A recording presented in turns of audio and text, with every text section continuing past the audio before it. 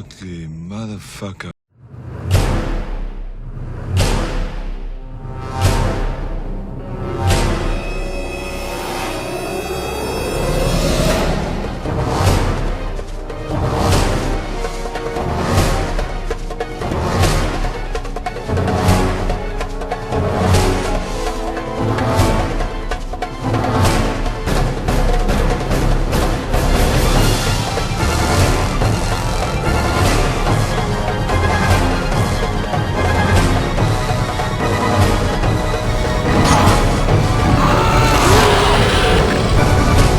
Since its beginning in 1987, the Predator franchise has made a serious impact and has proved its longevity. The property has had its ups and downs throughout the years, but has still managed to secure a pretty big cult following, and the first two movies are absolute classics. Alongside the movies, there were a few games released, with the most recent video game adaptation being 2020's Predator Hunting Grounds. There's only 5 video games in the Predator franchise, and it's clearly seen a whole lot less love than its counterpart, Aliens, and its franchise. Speaking of which, the Aliens vs. Predator series has also seen a number of additions to the Predator universe. While there are a couple smash hits, most of the games are pretty mediocre at best, and they came out on various consoles over the period of a couple decades. There is one game, however, in the Predator franchise that stands out among all of its titles, and that is Predator Concrete Jungle. This game actually wasn't bad. In fact, it's a banger, especially being a fan of the Predator series. It was the first game that really gave you the proper control over a Predator. You had access to basically their full arsenal, from the plasma caster and glaive to the smart disc, cloak, and wrist blades. It was incredibly violent too. The player would rip skulls with spines attached right out of wounded enemies, and I wouldn't be surprised if it was the first instance of flaying in video games. While not the first game to feature a Predator, it was the first to really exhibit full force how brutal the Predator is. The game really is a badass entry to the franchise. It did have a few weaknesses and detractions, however. The game could be clunky at times, and the story can also feel pretty vapid and all over the place. Overall though, the game holds a special place in my heart, and I believe it to be the best Predator game out there. Predator Concrete Jungle burst onto the scene in 2005 for both the Xbox and PlayStation 2 consoles. It wasn't the first game to feature Predators though. In the past, at least to me, the Predator character was never given the respect it deserves until Concrete Jungle. At first, there was Predator and Predator 2. Both of these games were tie-ins for the movies and wouldn't even allow the player to play as the Predator. In the first, you take control of Arnold Schwarzenegger's character Dutch. It's a run-of-the-mill side-scroller, and its likeness to the movie is, well, meh. Wait, I just noticed this. Dutch is pink. What the fuck? Yeah, let's scratch this one off. Next was the follow-up, Predator 2. This game, like the first, had the player controlling Danny Glover's character from the second movie, Lieutenant Michael R. Harrigan. It's more of a top-down action game this time around instead of the common platforming of the time. It's a lot better than the first game in my opinion, but not by much. You go around the levels rescuing hostages and blasting away enemies, shooting for a high score. The Predator that's featured in this game is also leagues above the first one. It's menacing and kinda scary, especially for the time. All in all, it's better than the first game, but still shite. After these two games were released, the Alien vs. Predator crossover franchise began to really hit the mainstream, and there were also games that came out under this property that of course also featured Predators. First was the AVP game, released in '93 for the Super Nintendo. This is also where the Predator feature really begins to kick it up a notch and gives the player more access to their arsenal, and really starts to do justice for the amazing character. Players got control over the Predator as they battled an onslaught of aliens in a beat-em-up game. In this title, you took over the Predator on a hunt for aliens. I ended up finding a pretty decent exploit by sliding the aliens to one side of the screen and ended up breaking the game pretty quickly. AVP gives players access to a wide array of Predator equipment too, including the wrist blades, the stealth cloak, and smart disc. But wait, why does he use javelins? Wouldn't it be the spear gun or something? Anyway, the game is not too bad. Finally, getting access to some of the most awesome loadouts of a Predator was great, but again, the best was yet to come. Continuing with the Alien vs Predator theme, in 1999, a shooter series would begin, taking the series to the next level. This game was actually pretty dope, and it's been remade, and even the remake is pretty good. This title easily stands as a great classic game. The point was to select whether to be an alien, a predator, or a marine, and go on various missions relative to each race. For the time, it was actually scary, and was easily the best glimpse into what it meant to be a predator. Pretty much everything is here: the stealth, the spears, the various visions, and of course, the executions. The other races had their perks too, and all around it was a great experience. What an absolute blast this game was to play. However, for Predator fans, this would be close, albeit not quite at the top for Predator experiences. Enough with the other Predator games, let's get on with the real meat and potatoes, the star of the Predator show, Concrete Jungle. This is where the Predator really shines. Thrust into a relatively open city, over the levels, the player really gets to experience the Predator in full visceral awesomeness. Lifting people up by their legs and slicing them in half with a wrist blade has never been this incredible. Honestly, straight out of the gate, the game just fires off on all cylinders, giving the player everything the Predator has.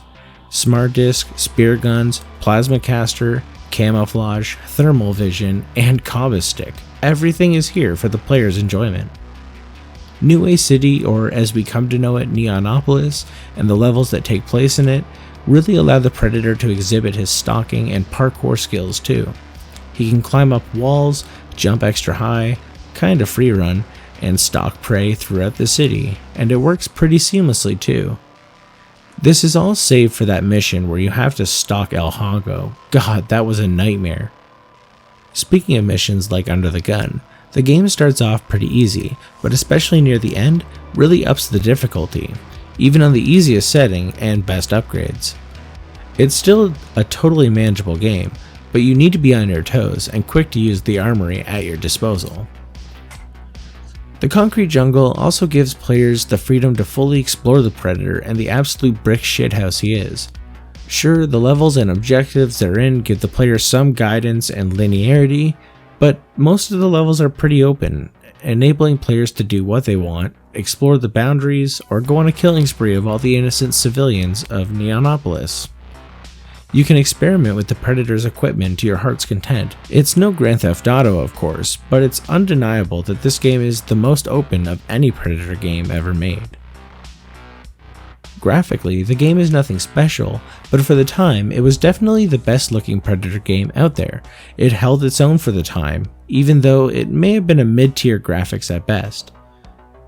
Concrete Jungle still displays everything it needs to, and with emulation and modding, the game can actually look pretty good, so there is still hope yet. As for the gameplay, of course, it's amazing. The game directs the player through various objectives across a plethora of levels, all taking place within New Way City, as the story unfolds further with each level completion, just like in the good old days. The story is nothing to really give a damn about, but it's fine for what it is. I mean, most Predator media has a piss poor story, save for some of the characters in it, like the Predators, Dutch, and Lieutenant Harrigan. But we'll get into the story more in the next section. Another primary mechanic of the game is, of course, health and energy. To maintain energy, which depletes as the Predator uses equipment like the plasma caster or cloak, the Predator must literally punch generators and consume the energy straight out of them. For health, the Predator is given 3 metacomps, which fully restore health, and can be found scattered throughout the levels. They're big meaty injections of God knows what, but it fully heals the dude, so I'm cool with it.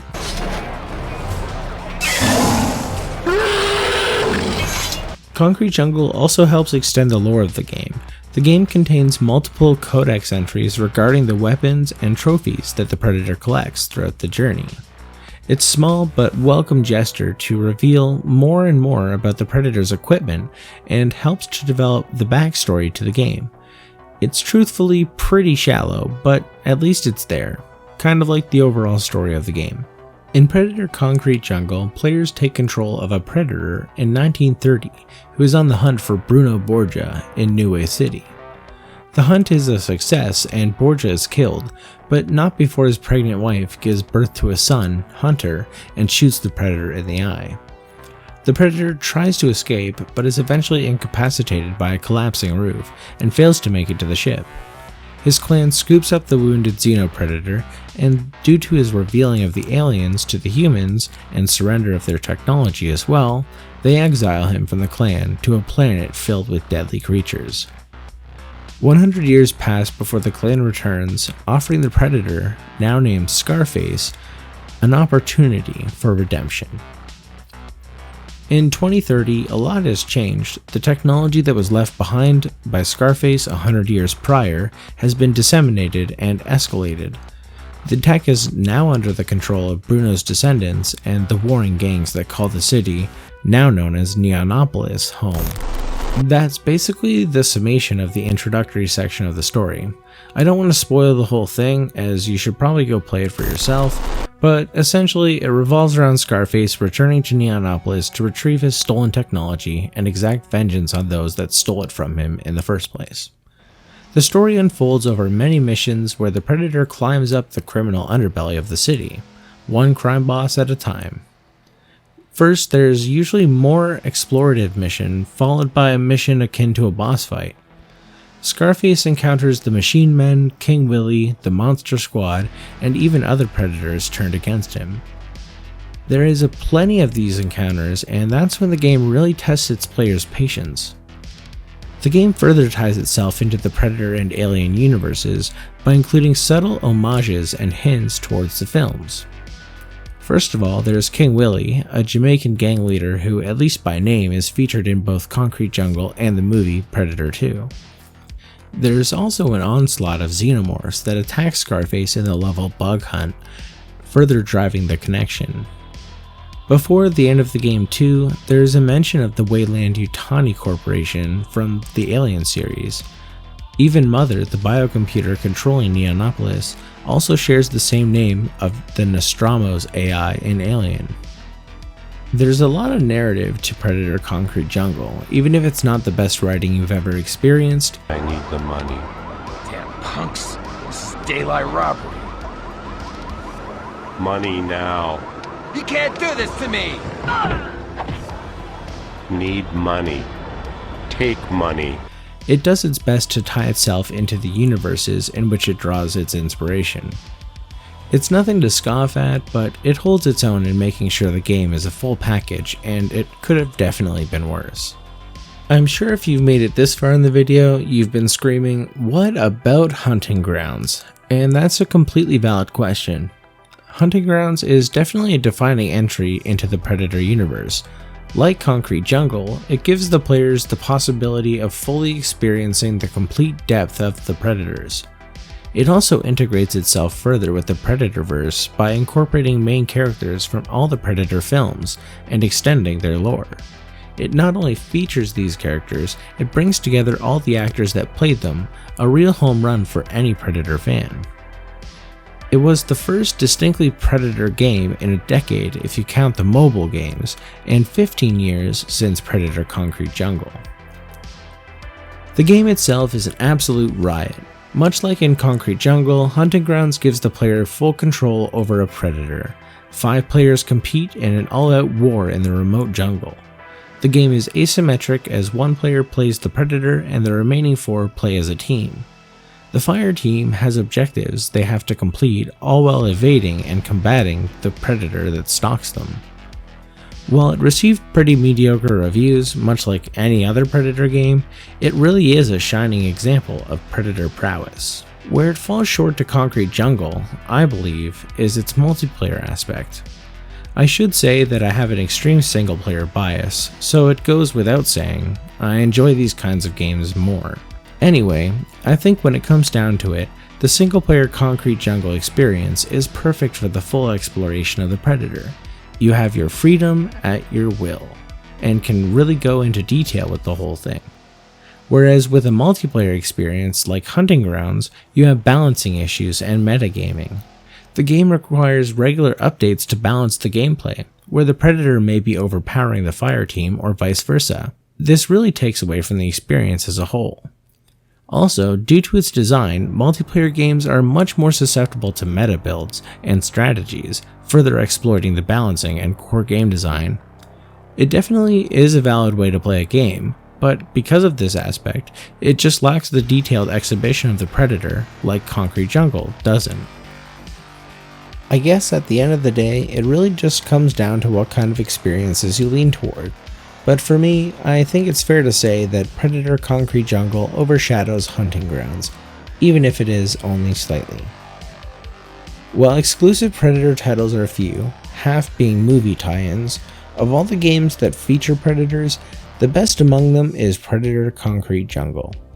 It's just an all-around incredible game, with all the features any fan would expect, with a unique, albeit shallow story and engaging gameplay. The full Predator arsenal is here for your gaming pleasure. Players can completely experience the brutality of the Predator to its violent end. Over the decades since the Predator movies, there's been a numerous amount of titles that feature Predators in them. The Predator experience even transitioned to AVP very well, and has also had a very plentiful amount of video games associated with the franchise. However, none can compare to Predator Concrete Jungle. The only game that can hold a candle to Concrete Jungle is 2020's Hunting Grounds. As for whether Hunting Grounds is truly superior to Concrete Jungle, I don't believe it to be, but in all honesty, it comes down to your gaming preferences. I know that I've enjoyed Concrete Jungle more than any other Predator experience out there, and I consider it to be the best Predator game ever made. Thank you all for watching. Have you played Concrete Jungle? Let me know in the comments, and whether you enjoyed the game. Leave a like if you enjoyed the video, a dislike if you didn't, and as always, I'll see you in the next one. Take care.